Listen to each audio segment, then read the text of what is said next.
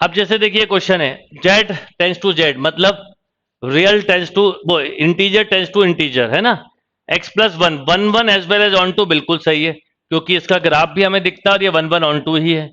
पर दूसरे में बोला natural tends to natural, function वही दिया है।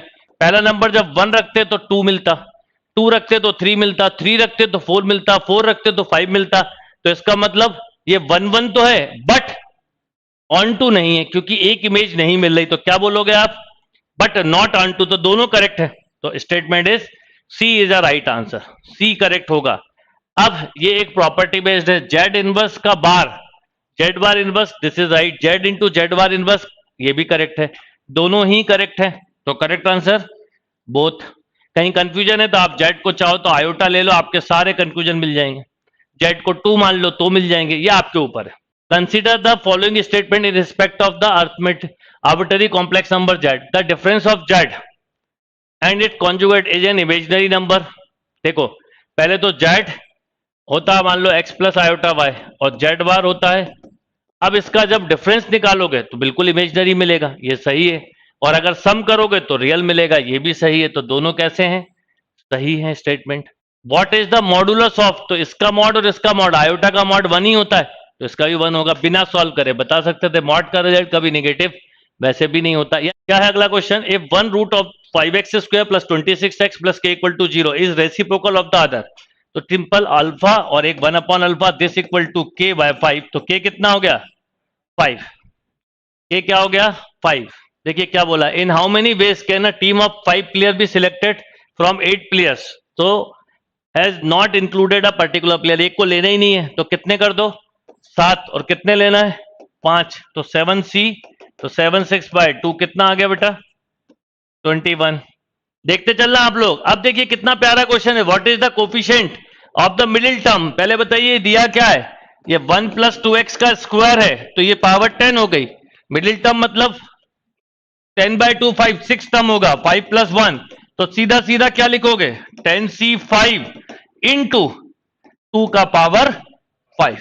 कोफिशिएंट पूछा। अब मैं आपको सॉल्व करने की टेक्निक बताता हूं, पूरा सॉल्व नहीं करना तो सिंपल 10 9 8 7 6 5 4 3 2 1, ठीक है, इंटू 32। बताइए 5 2 जा 10 से 10 पूरा कैंसिल, राइट। 3 से ये 2 टाइम कैंसिल, 2 से ये भी 2 टाइम कैंसिल और 2 से ये कैंसिल तो 16। अब क्या आया है? 9 8 7 16, यही है ना। आप देखो सबके यूनिट डिजिट अलग है, पूरे मल्टीप्लाई में मत उलझ जाना। करो 9 8 जा 72, 2 2 7 जा 14, 4 4 6 जा 24, 24 का 4 एक ही में है, खत्म। बहुत ही प्यारा। आप देखो 10x माइनस 3/4 दिया है और x सेकेंड क्वाड्रेंट है। क्या बोला? Sorry, x in the second quadrant, क्या लिखा है?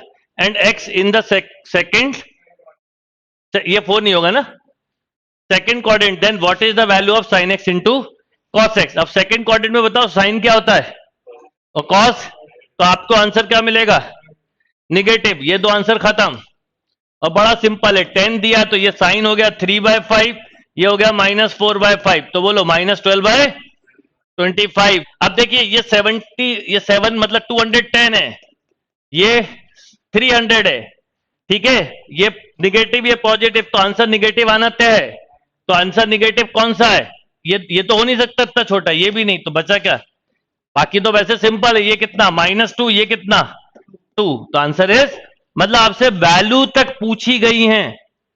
अब देखिए इसमें बोला इफ द डिटर्मिनेंट 0। अब इसमें वैसे मैं कम कर सकते हो आप, पर क्या जरूरत है, डायरेक्ट करो। देखो इस x के साथ लो तो सीधा सीधा x² ही मिला मिला, इस 1 के साथ ले लो तो 0 है, बोलो -1। अरे इस 1 के साथ लोगे जब तो +1 आएगा ना, कितना आएगा? देखो इस x के साथ जब लिया तो ये -x² मिला और ये मिला +1 इक्वल टू 0, तो x² इक्वल टू 1, तो कितना? +-1। ये क्वेश्चन कई बार किया है आपने, 10 से 1089 तक किया है। पर ये भी है तो आपको पता है इसका आंसर कोई और हो ही नहीं सकता, 0 हो नहीं सकता। निगेटिव क्यों नहीं हो सकता बताओ? क्योंकि पहले क्वाड्रेंट का कोई आंसर निगेटिव नहीं होता। बचा क्या? 1, आपकी मजबूरी है, ये भी नहीं हो सकता। बाकी आपको ये पता है tan थीटा और tan 90 - थीटा हमेशा 1 होता है, तो ये और ये दोनों 90 है, इसका अगला और इसका अगला भी। देखिए कितना सिंपल, पूछा क्या है, -1 0 1। अब बताओ मुझे, अगर मैं x के प्लेस पे 0 रख दूं तो ये रो 0 0, अगर मैं x के प्लेस पे 1 रख दूं तो ये रो 0, इसका भी 0, अगर -1 रख दूं कोई दिक्कत नहीं है, -1 पे देखो ये 0 ये 0 ये 0, तो तीनों डिटर्मिनेंट जब 0 ही आ रहा है तो आंसर इज 0। मतलब आपके देखने का नजरिया क्या है वो इंपॉर्टेंट है। Next question.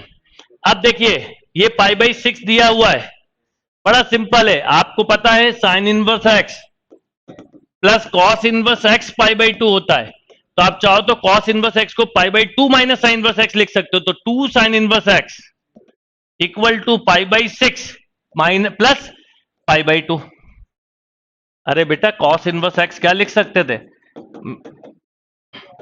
ये यहां रखा तो माइनस का हुआ, ये प्लस का हुआ, उधर चला गया है ना, 120 और 2 का डिवाइड हो गया तो 60, और साइन 60 कितना, एक ही वैल्यू मिलेगी, यूनिक सॉल्यूशन, और 1 सॉल्यूशन मिलेगा।